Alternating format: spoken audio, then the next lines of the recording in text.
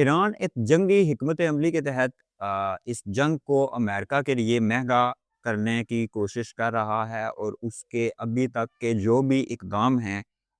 उनसे ज़ाहिर होता है कि ईरान जो है वो इसमें कुछ हद तक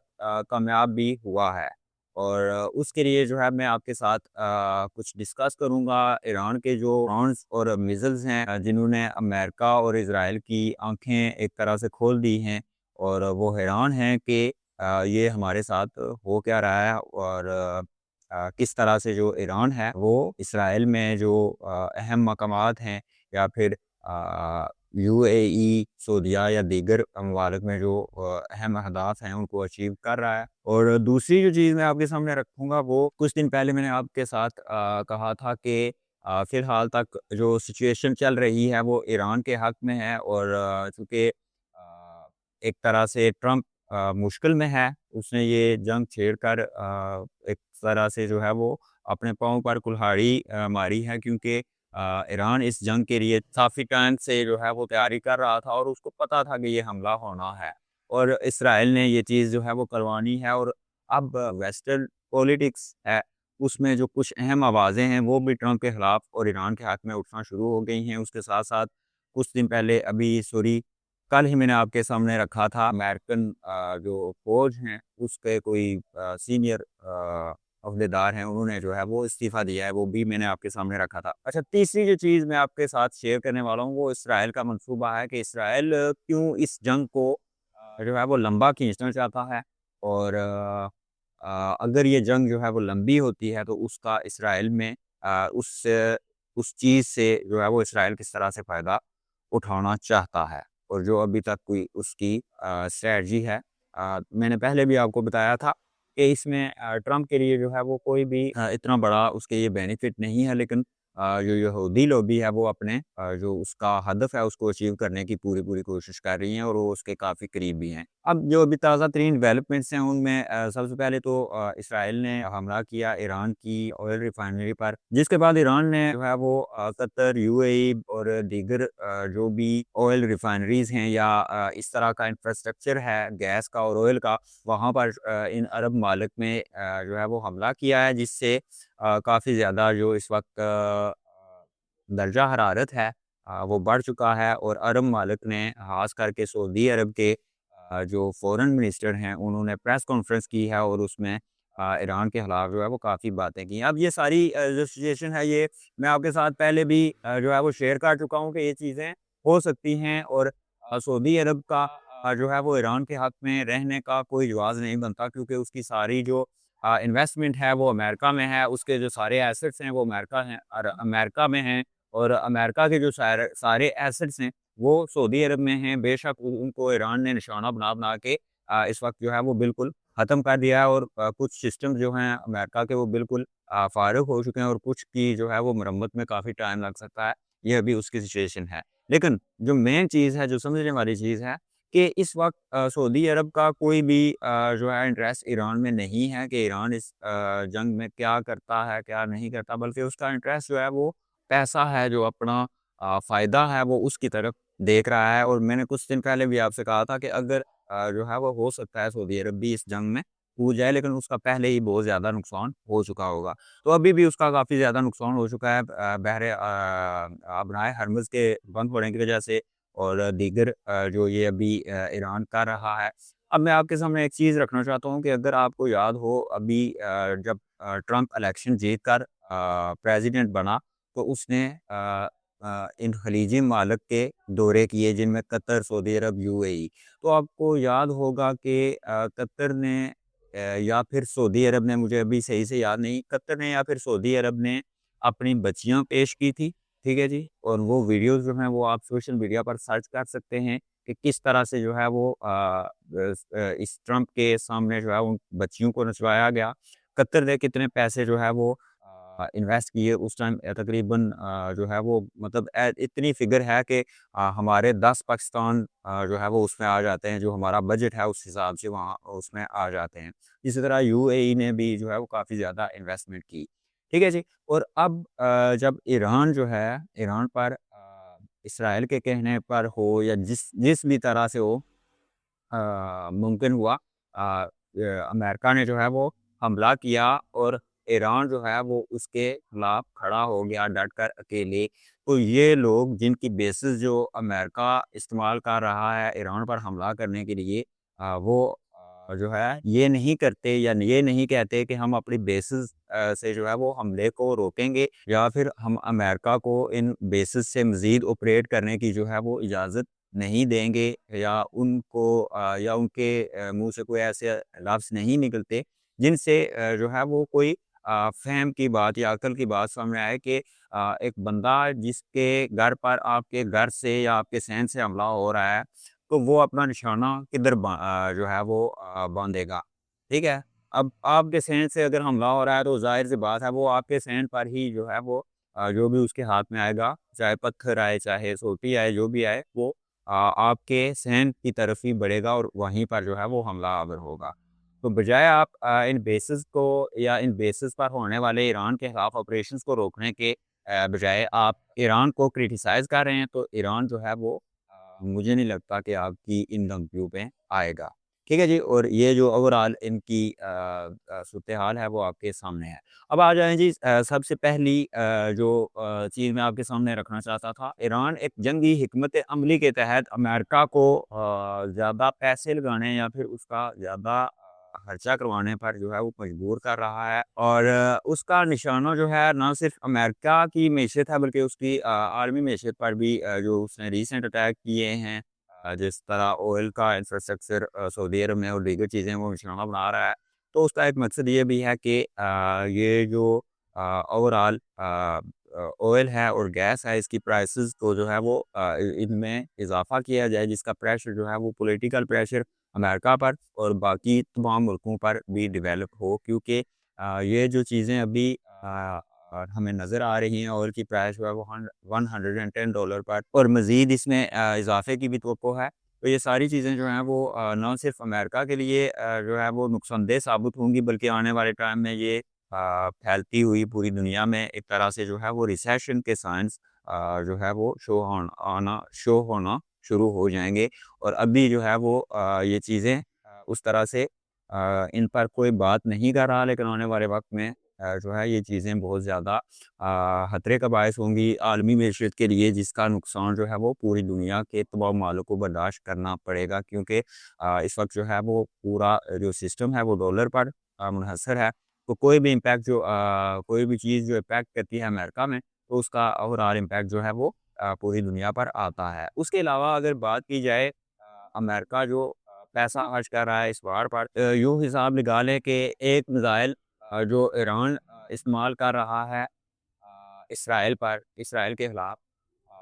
वो $50,000 का एक मिसाइल है। उसके अलावा ईरान जो असला इस्तेमाल कर रहा है अमेरिका के खिलाफ और अमेरिका जो असला इस्तेमाल कर रहा है ईरान के खिलाफ उसमें बहुत बड़ी जो उसकी प्राइसेस हैं उनमें बहुत बड़ा एक फ़र्क है। फॉर एग्ज़ाम्पल एक ड्रोन जो कि $50,000 का है, ये मैं पहले भी आपके साथ बात कर चुका हूँ। वो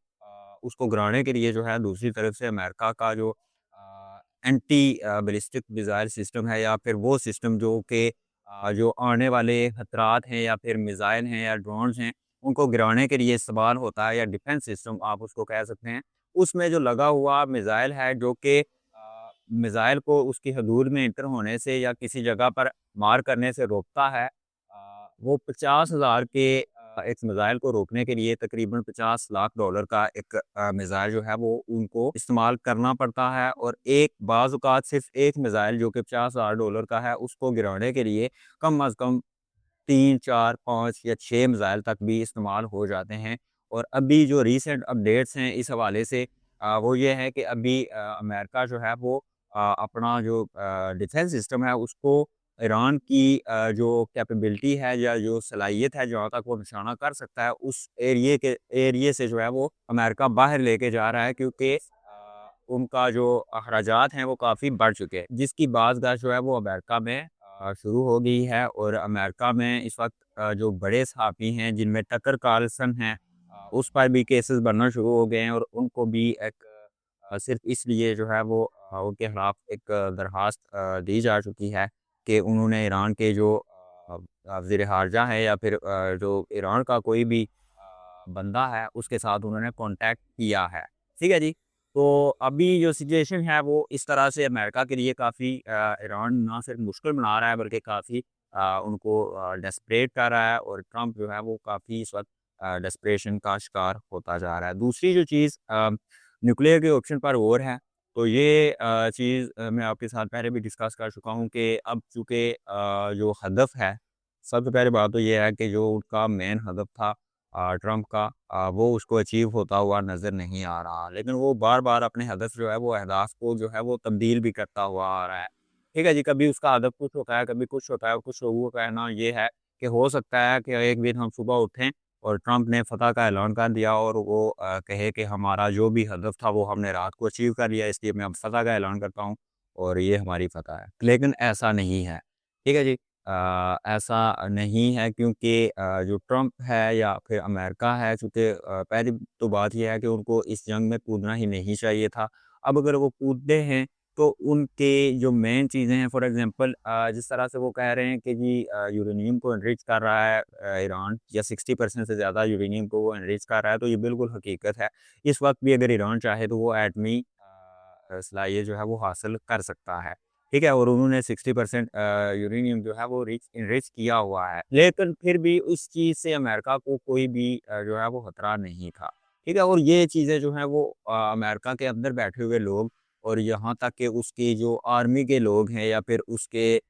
यूँ समझ लें जो खुद तैनात किए हैं, जिस बंदे ने कल इस्तीफ़ा दिया है, उसको ट्रंप ने खुद तैनात किया है। और ये बंदा कह रहा है कि कोई भी किसी किस्म की ईरान से अमेरिका को थ्रेट नहीं थी। ठीक है जी? तो अब चूँकि फ्रस्ट्रेशन काफ़ी ज़्यादा बढ़ चुकी है, जिस इरादे के साथ इन्होंने वार स्टार्ट की थी और जो अहदाफ इन्होंने पूरे करने थे वो पूरे नहीं हो रहे, तो ट्रंप जो है वो टैक्टिकल वेपन्स का इस्तेमाल करे। ठीक है जी? टैक्टिकल वेपन्स से मुराद ये होती है कि फॉर एग्ज़ाम्पल जिस तरह से अमेरिका ने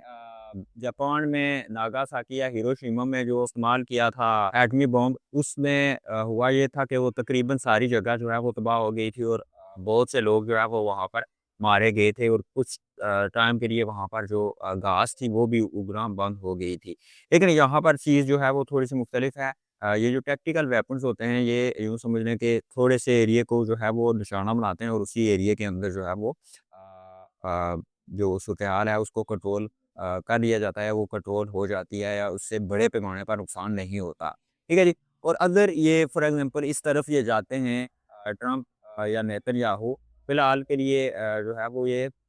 कुछ टाइम के लिए तो नहीं है, क्योंकि अभी उनका इरादा है कि वो ग्राउंड ट्रूप्स जो हैं वो उतारेंगे ईरान में और जो अबनाए हरमुज़ है उसको छुड़ाने की कोशिश करेंगे। ये भी आज की खबर है कि वो सोच रहे हैं कि वो ट्रूप्स अपने जो हैं वो उतारें ईरान के साहिल पर। तो अगर ऐसा होता है, वो टैक्टिकल वेपन्स का इस्तेमाल करते हैं, तो ईरान भी जो है वो इसका इस्तेमाल कर सकता है और दुनिया को हैरान कर सकता है। उसके अलावा तीसरी चीज़ जो मैं आपके सामने रखना चाह रहा था वो इसराइल का इस जंग को लंबा खींचना है। पहली बात तो ये समझ लें कि इसराइल इस जंग के शुरू होने से पहले